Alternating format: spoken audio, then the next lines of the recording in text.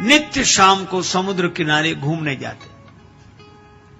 अच्छा, भगवान श्री कृष्ण भी बड़े विलक्षण, उनका सख्य भाव, तो सखा बनकर श्याम सुंदर प्रकट हो जाते और माधव दास जी से बड़ी बातें करते।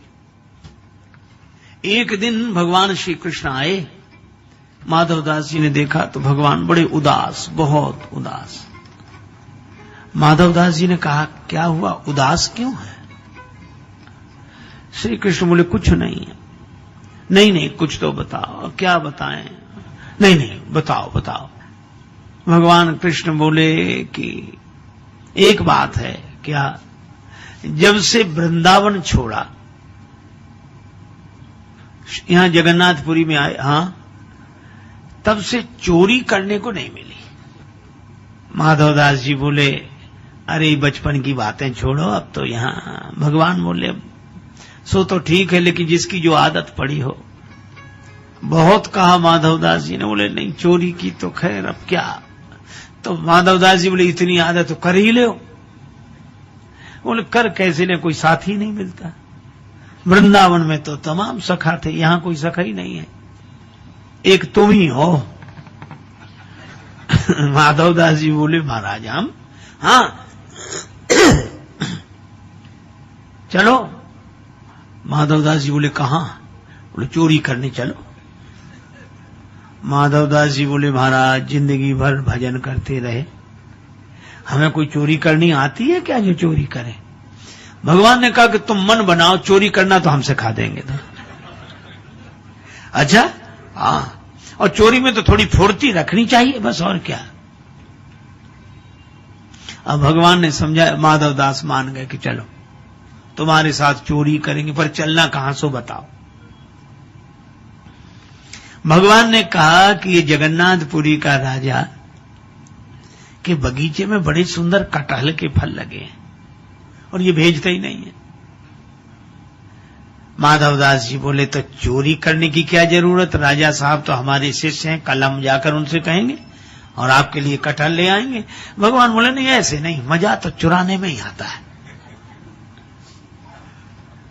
अच्छा चलो, गए राजा के बाग में। अब माधव दास जी और भगवान कृष्ण। अब भगवान बोले, धीरे धीरे बोलना, ठीक है। अब माधव दास जी को तो कोई अभ्यास था नहीं, तो जैसे ये कटहल के पेड़ के पास पहुंचे, भगवान बोले, ऊपर चढ़ जाओ, तुम ऊपर से कटहल गिराना, नीचे हम ले लेंगे। अब माधव दास जी जोर से बोलने लगे, कन्हैया किस पेड़ पे चढ़े, इस पे चढ़े कि इस पे? सो बगीचे के माली ने सुना, बोले, मैं बताता हूं किस पे चढ़ो, अभी आया। भगवान ले गए छिपा कर, तुमसे पहले ही कही थी धीरे धीरे बोलना चाहिए चोरी में। अच्छा ठीक। अब गए, जब वो जाके सो गया, फिर गए।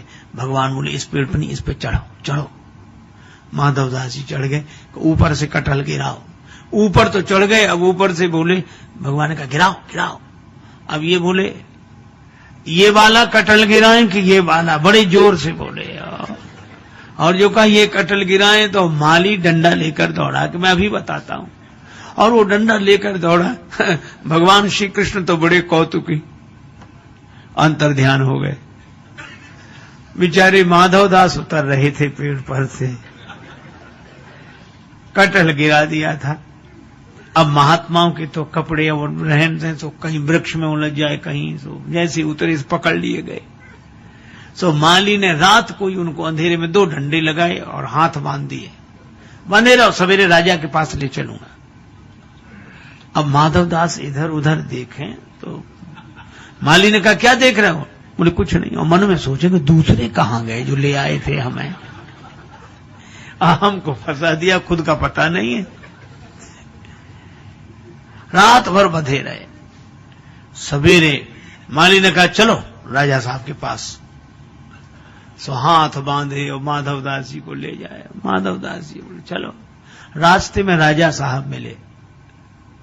राजा साहब घूमने आ रहे थे, उन्होंने देखा कि हमारे गुरुजी को माली क्यों बांधे, तो छड़ी लेकर माली को मारने दौड़े, इनको क्यों बांधा? तो माधव दास जी बोले, इससे कुछ मत कहो, क्यों? बोले जब ऐसे बंधने के काम करेंगे तो बंधेंगे ही। तो आपने क्या किया ऐसा? माधवदास जी बोले चोरी। आपने चोरी?